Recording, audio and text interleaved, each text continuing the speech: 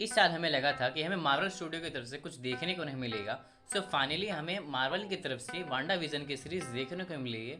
और ये भी कंफर्म हो गया है कि इस साल वांडा विजन की सीरीज दिसंबर में रिलीज होगी, जहां पर वांडा अपने हिसाब से रियलिटी को ऑल्टर करते हुए दिख रही है, जो आज तक हमने किसी एमसीयू कैरेक्टर को नहीं देखा होगा। और उसकी पावर हमें सोचने पर मजबूर कर देगी। मे बी ये सीरीज आने के बाद हमें पता चले मार्वल सिनेमैटिक यूनिवर्स के अंदर वांडा सबसे पावरफुल विंग में से एक हो सकती है, लेकिन कितनी पावरफुल। तो आज की वीडियो में हम जानेंगे कि कितनी पावरफुल है वांडा मैक्सिमोव एमसीयू और कॉमिक बुक के अंदर। तो मेरा नाम है विशाल भारती, आप देख रहे हो ओताकू टॉक्स। तो जुड़े रहिए, बने रहिए और आखिर तक देखते रहिए।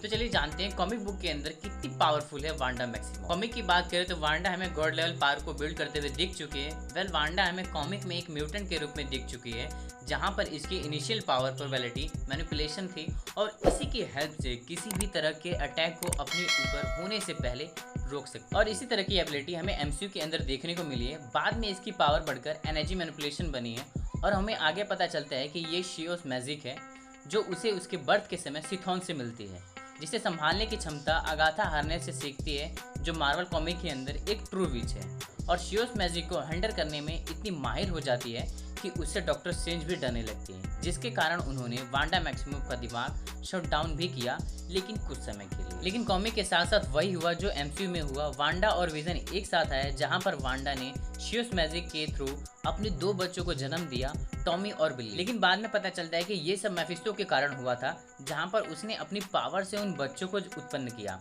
और बाद में उन्हें मार भी देता है। और अगाथा हार्नेस उसके माइंड से बच्चों का ख्याल निकाल देती हैं, लेकिन बॉस उसे उसके बच्चों के बारे में याद दिलाती है। इसके कारण वांडा मैक्सिमम पूरी तरह से बदल जाती है और पहले से और पावरफुल बन जाती है और शुरुआत एवेंजर को तोड़ने और मारने से करती है, वो भी सिर्फ अपनी थिंकिंग। जब सबका ध्यान वांडा पर जाता है तो डॉक्टर स्ट्रेंज समझाते हैं कि उसे अपने बच्चों का दुख है, और जब एवेंजर उसे मारने का प्लान बनाते हैं तो वो हाउस ऑफ एम की स्टोरी में पूरी की पूरी रियलिटी को ही बदल देती है। वो अपनी सोच के दम पर एक्स मैन की म्यूटेंट पॉपुलेशन को पूरी दुनिया की डोमिनेंट पॉपुलेशन बना देती है। और जब उसे रियलिटी के बारे में बताया जाता है तो वो दोबारा से सब कुछ चेंज भी कर देती है, वो भी सिर्फ 3 वर्ड्स बोलकर, नो मोर म्यूटेंट्स। वहीं पर उसकी इच्छा अपने बच्चों को लेकर इतनी ज़्यादा हो जाती है कि उसके बच्चों की शोल दूसरी जगह जन्म लेती हैं। फाइनली उसके बच्चे विकन और स्पीडबॉल के रूप में उसके पास आ ही जाते हैं। स्कारलेट ने अपनी चियरिंग इमेजिनेशन से अपने बच्चों को उत्पन्न किया। वो मरे हुए वंडर मैन को भी अपनी पावर से जिंदा कर चुकी है। प्रोफेसर चार्ल्स एक्जेवियर के पैरों को ठीक कर चुकी है। डार्क फोनिक्स को हरा चुकी है। एवेंजर्स वर्सेस एक्स मैन के दौरान नीन और बाकी के अटलांटिक को भी डिफीट कर चुकी है। तो चलिए अब जानते हैं एमसीयू में वांडा की पावर के बारे में। मार्वल स्टूडियो के चीफ केविन भी इस बात को मान चुके हैं कि वांडा मैक्सिमम ही सबसे स्ट्रॉन्गेस्ट एवेंजर्स है।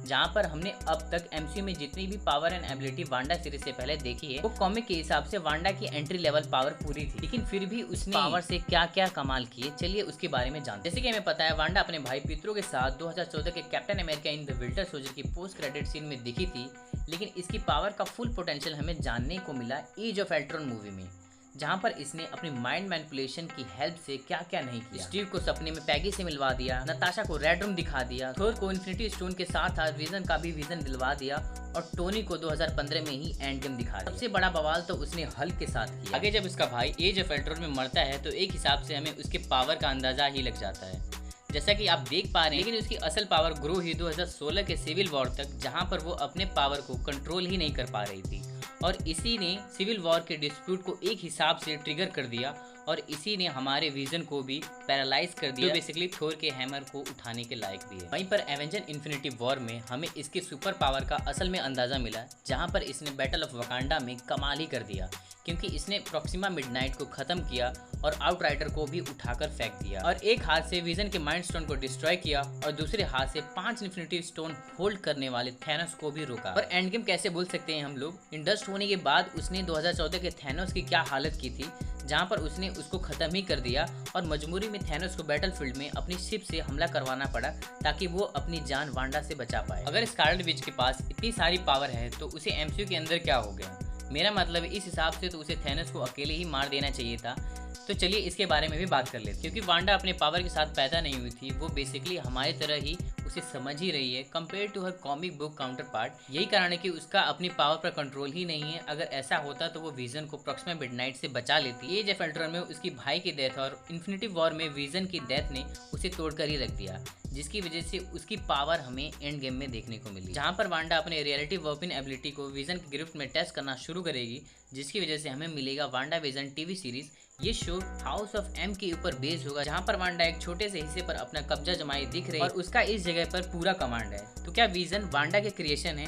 अगर है तो उसकी खुद की थिंकिंग और अंडरस्टैंडिंग कैसी हो सकती है? तो क्या वांडा ने यहाँ विजन को रिजरेक्ट किया जैसा उसने कॉमिक में कई लोगों के साथ किया? अगर किया तो उसका स्टोन वापस कैसे आ गया? तो क्या वांडा स्टोन बना सकती है? अगर वो ऐसा कर सकती है तो क्या बाकी के इन्फिनिटी स्टोन को भी बना सकती है? इसके अलावा हमें ट्रेलर में इसके बच्चों को भी दिखाया गया, तो क्या ये विकन और स्पीडी है? हमारे माइंड में ऐसे बहुत से क्वेश्चन हैं जो वांडा से जुड़े हैं। इन सभी सवालों के जवाब तो हमें सीरीज के आने के बाद ही मिल पाएगा, जो एंड होते ही जुड़ेगी Doctor Strange in the Multiverse of Madness. तो आज के लिए इतना ही। अगर आपको वीडियो थोड़ी सी भी अच्छी लगी हो तो लाइक करें, सब्सक्राइब करें और बेल आइकन को दबाना ना भूलें।